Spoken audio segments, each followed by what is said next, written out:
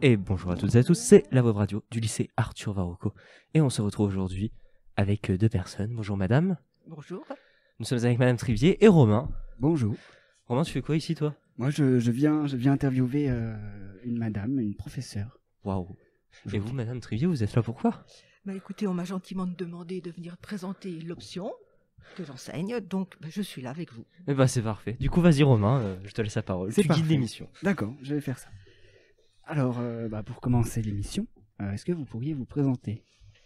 Écoutez, oui, je suis madame Trivier, je suis professeure de mathématiques au lycée Varocco depuis un certain nombre d'années, certains plus de 20 ans. J'ai pendant longtemps enseigné en terminale S les mathématiques et la spécialité mathématiques. Et puis maintenant, voilà, je fais l'option Math Expert avec le nouveau programme. D'accord. Est-ce que maintenant vous pourriez nous présenter votre spécialité? C'est pas une spécialité. Votre option, excusez-moi, votre option. Oui. Mais c'est une option, oui. Écoutez, l'option Math Expert, elle est destinée en fait aux élèves qui ont déjà choisi la spécialité mathématique en terminale. C'est-à-dire qu'on ne peut pas faire l'option Math Expert si on n'a pas une spécialité mathématique. Ensuite, écoutez, je vais me présenter ma spécialité en quelques mots. C'est quelque chose qui vient en plus du programme de spécialité et qui aborde 3 grands domaines mathématiques, mais qui ont beaucoup d'applications dans les domaines industriels, physiques à côté. Donc, 3 grands domaines, les matrices, les nombres complexes et l'arithmétique. Donc, voilà mon option. Il y a 3 heures par semaine pour cette option. C'est une option quand même qui nécessite pas mal d'investissement. Donc, je ne sais pas si on aura le temps d'en reparler, mais voilà. Cette option. 3 heures par semaine, alors d'accord. Oui. Les grandes lignes du programme? Les grandes lignes du programme, c'est un petit peu ce que je vous ai dit. Donc, déjà une première partie sur les nombres complexes. Alors, ceux qui font des mathématiques auront peut-être une petite idée de ce que c'est, mais c'est une nouvelle catégorie de nombres, une invention de l'homme pour résoudre certains problèmes impossibles. Et ensuite, les mathématiciens et les physiciens s'en sont emparés. Et on a maintenant des applications concrètes, économiques, dans physique, énormément, tout ce qui est ondulatoire, GPS, bref, il y en a partout des nombres complexes. Ça touche à plusieurs domaines. Ça touche à de très nombreux domaines, notamment aussi, surtout en physique, mais pas seulement. Il y a une partie qui est de l'arithmétique. Alors l'arithmétique qui remonte à l'Antiquité, l'étude des nombres, et l'arithmétique qui a aussi énormément d'applications concrètes, puisque c'est un support pour tout ce qui est cryptographie, pour tout ce qui est, alors j'avais marqué quelques idées là, pour tout ce qui est code correcteur d'erreurs, dès que vous faites de la sécurité informatique, derrière il y a des nombres, il y a de l'arithmétique. Et puis ensuite, la dernière grande partie, ce sont des matrices, donc un autre outil encore qui n'a jamais été vu dans la scolarité avant, et donc qui permettent de modéliser des phénomènes ce qu'on appelle stochastiques, c'est-à-dire aléatoires. Il y a de la théorie des graphes. Par exemple, quand vous entrez dans votre GPS un itinéraire, comment est-ce que le programmeur a fait pour que vous trouviez l'itinéraire le plus efficace, ou alors avec certaines contraintes, il travaille sur une théorie des graphes et il fait intervenir des matrices. Donc c'est peut-être pas ce qu'on fait, mais Google et tout ce qui est lien hypertexte, c'est aussi derrière des matrices et des graphes. Derrière ça, on retrouve les matrices. Oui, derrière ça, on trouve des matrices. On en trouve aussi les matrices dans tout ce qui est télécom, dans tout ce qui est imagerie, bref, il y a énormément de... Elles nous entourent, voilà. Oui, dès que vous avez à modéliser des nombres, et notamment des tableaux de nombres, les matrices, c'est le meilleur outil pour le faire et le plus efficace. D'accord.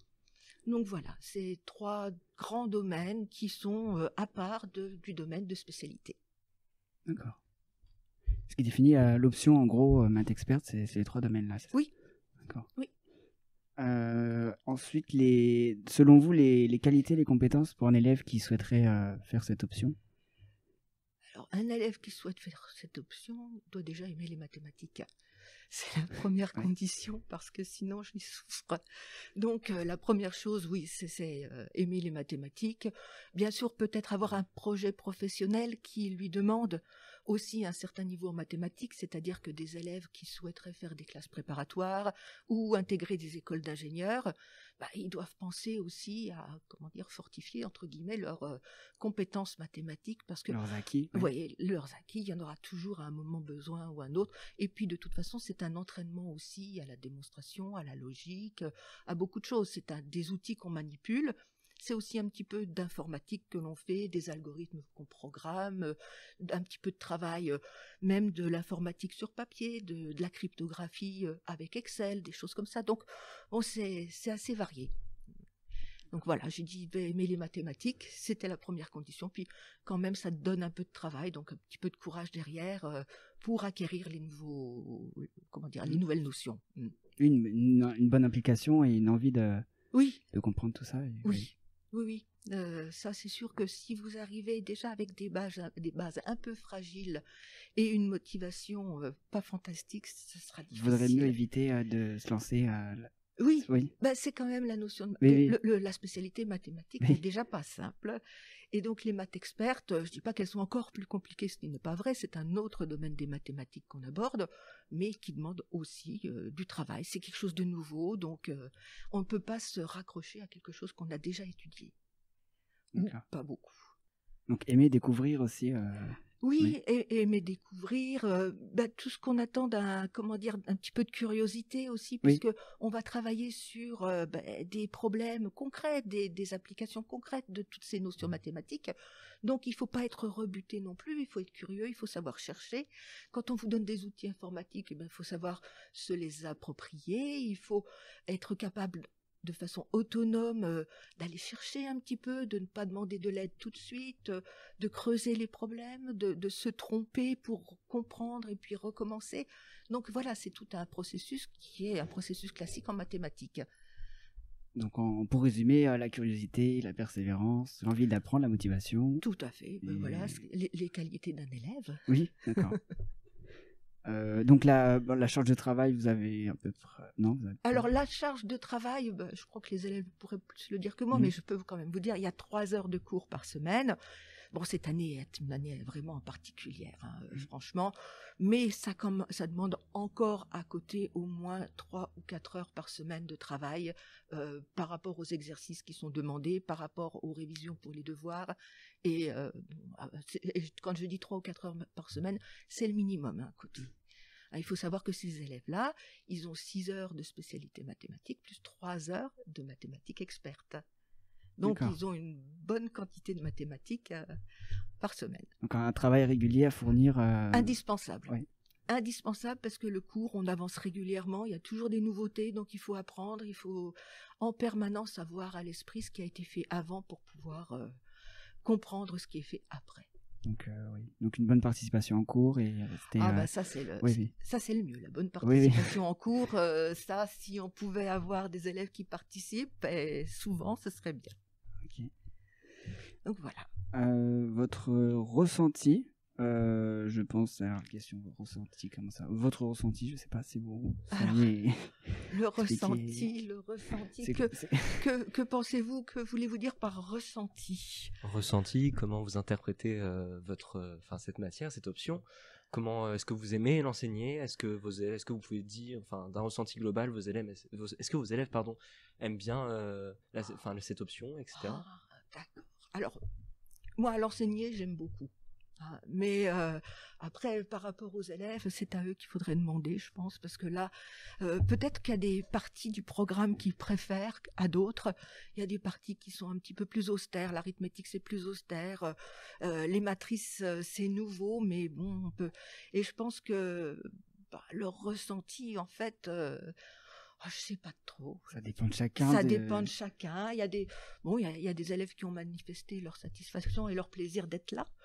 Après, il y en a d'autres qui ne manifestent pas grand-chose et ça, il y je en ne a préfère pas interpréter. Il y a certains élèves qui sont peut-être plus attirés par un niveau d'exigence élevé. C'est un peu ça. Le Et d'autres qui vont. Le niveau d'exigence, de toute façon, il est élevé. Ça, ils n'ont pas le choix. Le niveau d'exigence, il est par rapport à ce qu'on attend de maths experte. Et, il est quand même un peu élevé. Hein. C'est même si on part des bases, quand même, je mets en place toutes les bases, mais derrière, après, on consolide, on approfondit. On va chercher d'autres problèmes, et puis jamais un autre problème ne ressemble au précédent. Donc voilà, il y a le temps de se constituer des gammes d'exercices, et on n'a que 3 heures par semaine pour un programme qui est dense. D'accord. Programme assez chargé. Programme est assez chargé. D'accord. Oui. Est-ce que vous avez fini cette partie, vous voulez sinon vous voulez plutôt ajouter d'autres Non, du tout. Je vous ai dit, moi, de toute façon, devant mes élèves, je me sens bien. Et puis cette année, j'ai un groupe agréable, donc mon ressenti, il est bon. Hein, et puis c'est vrai que c'est toujours plaisant pour un professeur de mathématiques de faire autre chose que ce qu'il faisait avant.